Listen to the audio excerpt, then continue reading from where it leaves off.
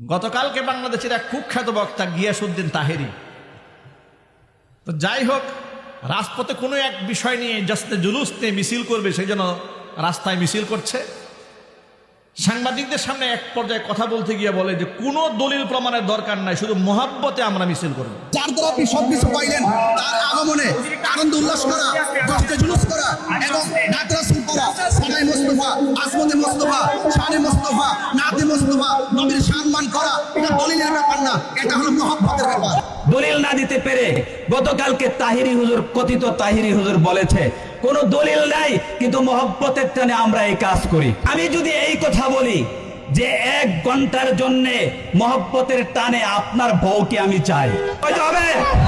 বৈধ হবে? কেন বৈধ হবে না? শরীয়তে তাই সাপোর্ট করে না।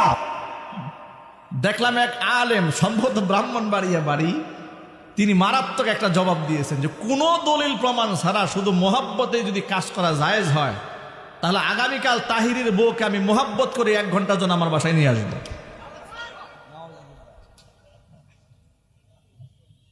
যেমন গাল তেমন জুতা, কথা ঠিক কিনা জুলে বলেন? যেমন গাল তেমন জুতা। দিন ও ইসলাম কারো বাপদাদার সম্পদ নয়, আপনি মোহাব্বতে যা খুশি তাই করবেন। কোরআন সুন্নাহর দলিল যদি না থাকে, মন গড়া ধর্মের নামে কিছু চালাই দেবেন, হকপন্থী উলামা ইকরাম বসে থাকবে না, ভণ্ডামি করবেন, ভণ্ডামি দাঁত ভাঙ্গার জবাব দেওয়ার জন্য আলেমরা প্রস্তুত হয়ে বসে আছে।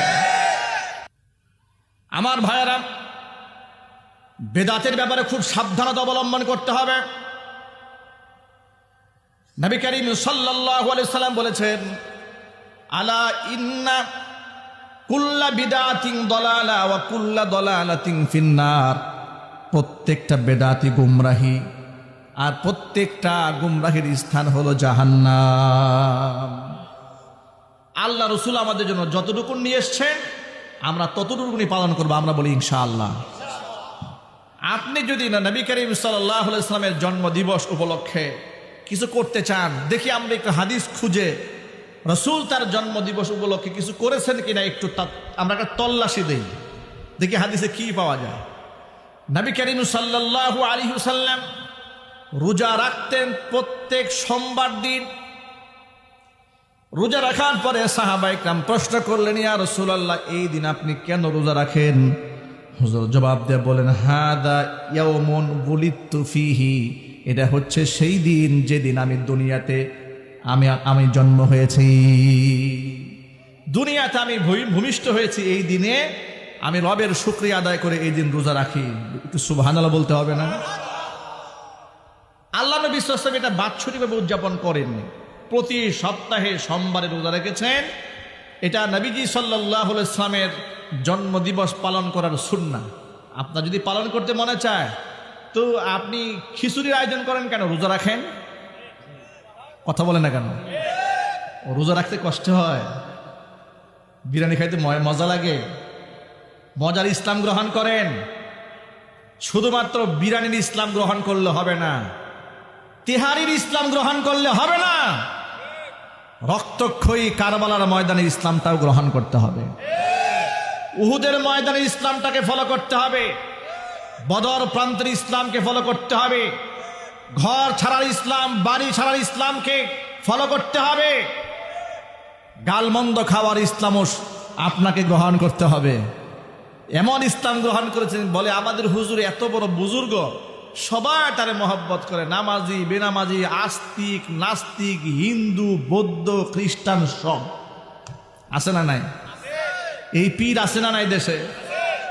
ওরা যদি পীর বলেন তাহলে শয়তান বলবেন কারে? কথা ঠিক নেই, ঠিক জোরে বলেন।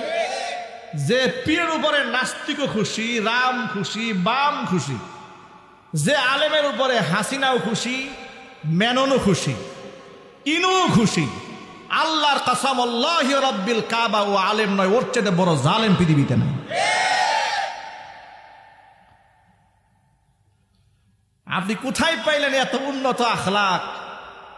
নবী করিম সাল্লাল্লাহু আলাইহি সাল্লাম এত উন্নত চরিত্রের, আল্লাহ কসম করে বলেছেন, ওয়া ইন্নাকা লা আলা খুলুকিন আযীম। আপনি শুধু খুলুকে হাসান না, আপনি মহান চরিত্রের উপর প্রতিষ্ঠিত আছেন। সেই নবীও সবার কাছে ভালো থাকতে পারেননি, এলাকা ছাড়তে হয়েছে। কথা ঠিক না ব্যাটিক জোরে বলে? বলে আমাদের ইমাম সাহেব এত আল্লাহওয়ালা ইমাম, 30 বছরে এক মসজিদে আছে, তার বিরুদ্ধে কেউ টু শব্দও করে না। টু শব্দ করবে কেমনে? ইমাম সাহেব জীবনে মিম্বারে বসে হক কথা বলে নাই। ঠিক আছে, 30 বছর ইমাম সাহেব 100 বছর থাকবে। মুক্তাদিরা তো ধর্ম নিরপেক্ষ মুক্তাদি, সেকুলার মুক্তাদি। ওরা চাই তো এমন ইমাম, সমাজে চুরি হচ্ছে, ডাকাতি হচ্ছে, জেনা হচ্ছে, বদমাশি হচ্ছে, আলেমরা জেল খাচ্ছে, জরিমানা গুনছে, ফাঁসির মঞ্চে চড়ছে, কিচ্ছু জানে না, একদম সুম্মুন বুকুমুন অমিয়ুন, বুবা বদির অন্ধের মতো মিম্বারে বসে গোটা সমাজ জাহান্নামের দিকে দাবিতে হচ্ছে। উনি এমন একটা আয়াত শুরু করলেন যে পৃথিবী সম্পর্কে তিনি অবগত নন, এমন জাহেল ধান্দাবাজ মৌলবী দেশে আছে না নাই? চিল্লায় বলতে পারছে না নাই? এদের উপর সবাই খুশি থাকে, এরা সবার কাছে জনপ্রিয়। কারণ গাধারেও লাথি মারলে ঘুম ভাঙে, কিন্তু এই হুজুরকে লাথি মারলেও ঘুম ভাঙে না, এইরকম পীর। ছোট্ট করে কষ্ট হচ্ছে আপনাদের? একেবারে খুব সহজভাবে বোঝাবার জন্য একটা এক্সাম্পল দিই আপনাদের সামনে। আবু বকর সিদ্দিক রাদিয়াল্লাহু তাআলা আনহু অত্যন্ত নরম তবিয়তের আখলাকের সাহাবী ছিলেন, ঠিক কিনা বলেন? হযরত উমর ছিল খুব গরম, উলট পালট কোথাও কিছু হয়ে গেলে শুধু বলতেন ইদিনলি ইয়া রাসূলুল্লাহ আদরিব উনকা, নবীজি পারমিশন দেন কল্লাটা উড়াইয়ে দেই। কিন্তু হযরত আবু বকর এই তবিয়তের ছিলেন না, একদম শান্ত মিজাজের সাহাবী। সুবহানাল্লাহ বলেন।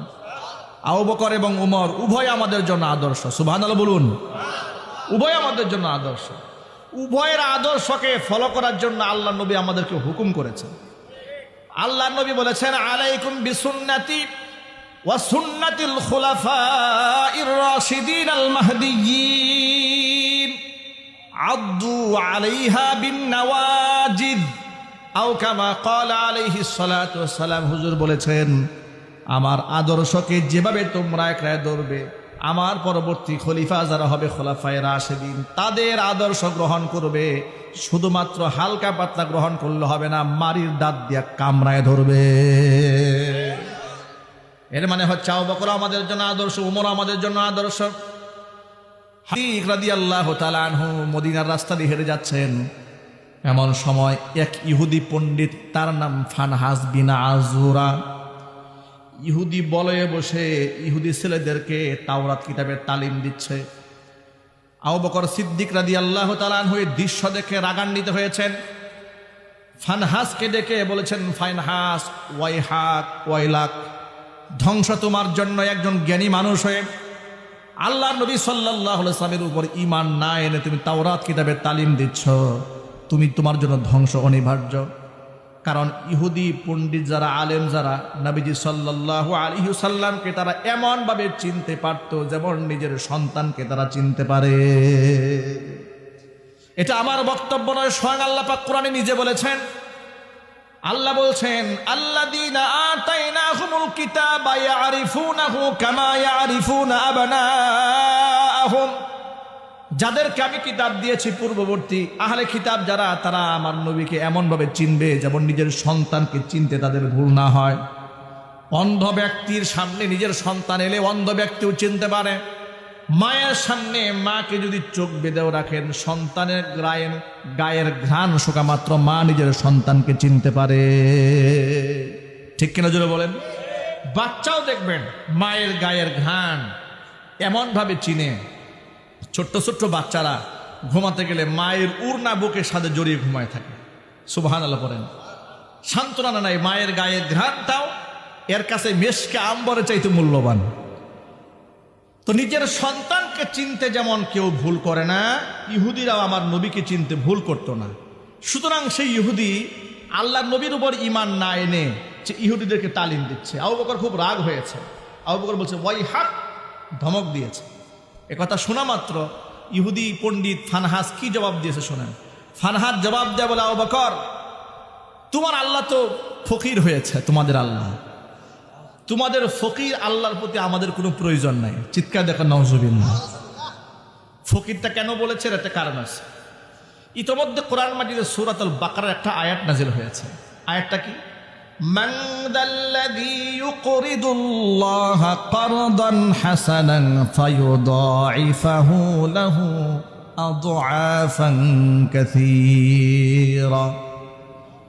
আল্লাহ পাক বলছেন, এমন কোন ব্যক্তি আছো আমি আল্লাহকে কর্জে হাসানা দেবে, আমি আল্লাহ পাক তাকে দ্বিগুণ বাড়িয়ে দেব। আল্লাহ যে করজ চাইলেন, উদ্দেশ্য তো আল্লাহ নিজে করজ নেওয়া নয়, উদ্দেশ্য হচ্ছে দরিদ্র অসহায় মানুষকে যদি আপনি সাহায্য করেন। হাদিস শরীফে এসেছে, দরিদ্র অসহায় মানুষের হাতের উপর সাহায্যটা পড়ার আগে স্বয়ং আল্লাহ পাকের কুদরতি হাতের মধ্যে তার সাহায্য পৌঁছে যায়। এই আয়াতটা নাজিল হওয়ার পর এই আয়াতটাকে ঠাট্টা করে বিদ্রুপ করে বলেছে যে আল্লাহ ফকির হয়েছে, আল্লাহ তার বান্দাদের কাছে সাহায্য চাচ্ছে। এই আয়াতটাকে ব্যঙ্গ করে মূলত সে বলেছিল যে তোমাদের আল্লাহ তো গরিব হয়ে গেছে, ওই আল্লাহর আমাদের দরকার নাই। এই কথা শোনা মাত্র আবু বকরের মতো একজন সাহাবী, এত বিনম্র, এত বিনয়ী, এত মুআদ্দাব, এত সবর আল্লাহ পাক তাকে দান করেছেন, তিনি সবর করতে পারলেন না। এক কোষে ফানহাসের গালে চোর বসিয়ে দিয়েছেন। ফানহাসের গালে চর বসায় দেওয়ার পরে ফানহাস চর খেয়ে রাসূলের কাছে বিচার নিয়ে আসছে আবু বকরের নামে। আবু বকরের নামে বিচার নিয়ে এলো। হুজুর জিজ্ঞেস করলেন, কি ব্যাপার, কি হয়েছে ফানহাস? বলে, আপনার কাছে বিচার নিয়ে এসেছি, নালিশতে এসেছি। কার নামে নালিশ? আপনার সাহাবী আবু বকরের নামে নালিশ নিয়ে এসেছি। কেন, আবু বকর কি করেছে? আবু বকর আমার গায়ে থাপ্পড় মেরেছে, তাকে দেখেন গালটা লাল হয়ে আছে। আল্লাহ নবী সাল্লাল্লাহু আলাইহি ওয়াসাল্লাম হতবাক হয়ে গেছে। আবু বকর তো মারেন না, আসলে আবু বকর মেরেছে? বলে, হ্যাঁ আবু বকর মেরেছে। কথা বলতে না বলতেই আবু বকর সিদ্দিক রাদিয়াল্লাহু তাআলা আনহু হুজুরের সামনে উপস্থিত হয়েছেন। এসে বলেন, ইয়া রাসূলুল্লাহ, ইয়া হাবিবাল্লাহ, আপনি যদি আমাকে পারমিশন দেন আর একটা থাপ্পড় দিয়ে ওর বাম গালটা লাল বানিয়ে দেই। আল্লাহু আকবার। পানি দিয়ে তো। এখন নবী করিম সাল্লাল্লাহু আলাইহি ওয়াসাল্লাম খুব অবাক হয়ে গেলেন। আবু বকর, আপনি তো কাউকে মারেন না, তা আপনি মারলেন কেন, আঘাত করলেন কেন? আবু বকর বললেন, আল্লাহর নবী, সে যদি আমাকে আঘাত দিত আমি সবর করতাম, আমাকে গালমন্দ করত, ধৈর্য ধারণ করতাম, কিন্তু সে আমাকে শুনিয়ে শুনিয়ে আমার আল্লাহকে ফকির বলে গালি দিয়েছে, এটা আমি বরদাস্ত করতে পারিনি। নবীজি সাল্লাল্লাহু আলাইহি ওয়াসাল্লাম ফানহাসকে বলেন, ফানহাস, তুমি কি আল্লাহকে ফকির বলে গালি দিয়েছ? ফানহাস তো ইহুদি, যে ইহুদি জেনে শুনে মুহাম্মদ সাল্লাল্লাহু আলাইহি ওয়াসাল্লামকে প্রত্যাখ্যান করেছে, মিথ্যা বলতে তার কোনো সমস্যা আছে নাকি? কি বলেন? জেনে শুনে আল্লাহ রাসূলের উপরে ঈমান আনে না, তার মিথ্যা বলতে অসুবিধা আছে? সে বলে, না, আমি আল্লাহকে ফকির বলে গালি দেইনি, আমি আল্লাহকে ফকির বলিনি। আবু বকর আমার নামে মিথ্যা কথা বানিয়ে বলছে। হিংসার বশবর্তী হয়ে সে আমার উপর আক্রমণ করেছে। নবীজি সাল্লাল্লাহু আলাইহি ওয়াসাল্লাম এখন তিনি বিচারকের আসনে বসা, তিনি স্বজন প্রীতি করবেন না, আসবিয়াতে গালেব হবেন না, তিনি পার্সিয়ালিটি করবেন না। কাছের বন্ধু, তার সাহাবী বলে তার পক্ষে কথা বলবেন তা নয়। আবু বকরকে বলে, আবু বকর, আপনি দলিল পেশ করেন, আপনার বিরুদ্ধে অভিযোগ এসেছে, আপনি তো বলেছেন যে সে আল্লাহকে গালি দিয়েছে, তো প্রমাণ দেন। আবু বকর বলেন, আল্লাহর নবী, আমি কি প্রমাণ দেব? যেখানে ওকে মেরেছি সেখানে আমার পক্ষের কেউ ছিল না, সবগুলো ইহুদি, আমার পক্ষে কেউ কথা বলবে না। নবী করিম সাল্লাল্লাহু আলাইহি ওয়াসাল্লাম বিচারকের আসনে বসা, কিসাস দেবেন তিনি, কোরআনের আইন, কোরআনের আয়াত দিয়ে তিনি রায় ঘোষণা করবেন। কোরআনের আয়াতের রায় তো বড় মারাত্মক রায়। সেই রায়টা কি? রায় হচ্ছে ওয়াল জুরুহা কিসাস, মানে যেমন আঘাত করা হয়েছে, কোরআন বলেছে যে আঘাত করেছে যদি কোনো কারণ দর্শাতে, শরীয়ত সংক্রান্ত কারণ দর্শাতে না পারে, হুবহু ওই রকম একটা আঘাত তার গালে ফিরে দেওয়া হবে।